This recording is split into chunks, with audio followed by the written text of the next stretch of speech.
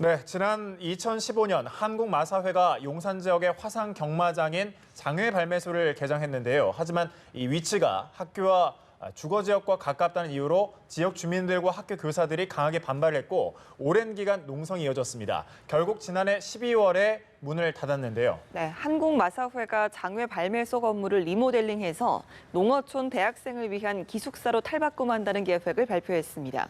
김낙순 한국마사회 회장 전화 연결해서 자세한 이야기 나눠보도록 하겠습니다. 나오셨습니까? 네, 안녕하세요. 네, 안녕하세요.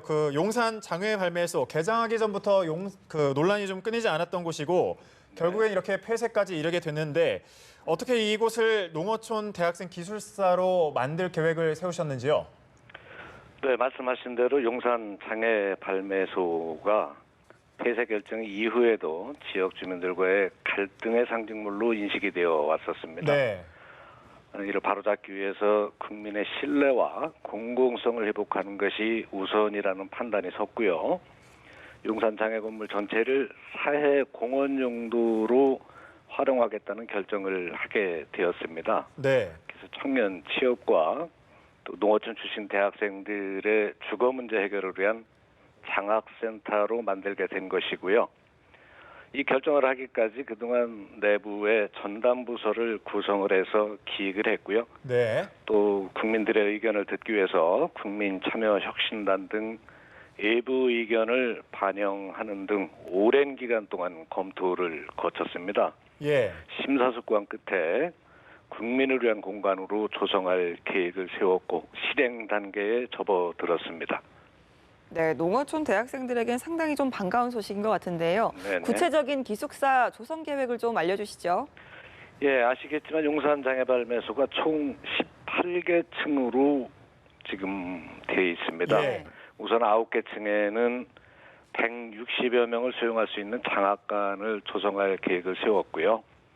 6개 층에는 대학생들이 직접 거주하는 생활실로 배치를 했고 나머지 3개 층에는 식당, 스터디 소모임실, 체력 단련실 등을 꾸며서 좀 쾌적한 복지 환경을 제공할 그런 계획을 세우고 있습니다. 특히 일반 기숙사들이 지금 1인당 점유 공간이 평균 3평 정도가 된다고 하는데요. 예. 이보다 넓은 4평 정도 규모의 공간을 제공을 해서 우리 청년들에게 제대로 된 보금자리를 마련해주고자 진행을 하고 있습니다. 예, 시설도 좋고 쾌적할 것으로 이제 예상이 되는데 네. 이 입주는 언제쯤 예상하고 있고 또 입주자 선정 방법이나 입주 비용 등 이 세부적인 상황이 나와 있는 건가요? 네, 그렇습니다. 우선 지금 설계를 하고 있고요. 예. 내년 2월 달에 입주를 해서 다음 학기, 내년 신학기에는 사용을 할 수 있도록 할 목표를 가지고 있고요. 예. 농어업인 자녀를 대상으로 또 가정 형편이라든가 성적 등을 고려해서 선발할 계획을 가지고 있습니다. 네. 입주 비용은 최소한의 실비 수준으로 책정할 계획이고요. 예. 이제 구체적인 운영 계획은 금년 하반기에 발표할 예정이고요. 그래서 지속적으로 좀 많은 관심을 좀 부탁을 드리겠습니다. 예. 네. 이 밖에도 지역 주민들을 위한 공간도 마련할 예정이라고 들었는데요. 소개 좀 해주시죠. 예, 맞습니다. 이제 하층부 1층부터 7층까지의 공간이 되겠는데요. 2단계로 공사를 하게 될 테고요. 지역 주민들께 접근성이 좋은 장점이 있고요. 그래서 지역 주민들의 의견을 반영을 해서 주민들을 위한 공간으로 쓸 예정입니다. 네. 예를 들면 도서관, 문화공간, 북카페 등을 설치할 수 있을 테고요. 예. 또 시민들의 힐링 공간이 되도록 할 계획입니다.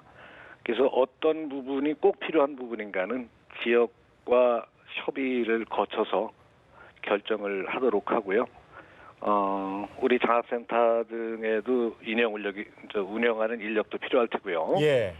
지역 주민과 사회적 약자를 우선적으로 채용을 해서 지역 주민과 함께 할 수 있는 공간으로 활용할 계획입니다. 예, 사회 공헌의 의미가 좀 큰 것 같습니다. 네. 앞서 말씀하셨던 것처럼 갈등의 상징이었었는데 이 장애 발매소가 청년들의 주거 문제 해소에 도움을 주는 공간이자 또 주민 친화 공간으로 이렇게 재탄생할 예정입니다. 아무래도 이 한국마사회 사업 방향이 좀 바뀌었다 이렇게 볼 수 있는 건가요? 예, 그렇습니다.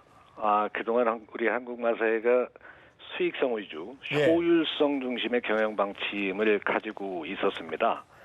이제 공공기관으로서 공익적 가치 창출이 최우선의 경영 목표가 될 것입니다.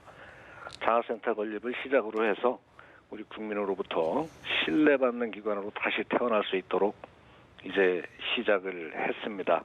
국민 여러분께서 많은 응원 또 관심 이렇게 부탁을 드리도록 하겠습니다. 예, 알겠습니다. 한국마사회 장외 발매소 건물 리모델링 관련한 소식을 김낙순 한국마사회 회장과 전화 연결해서 들어봤습니다. 말씀 고맙습니다. 감사합니다.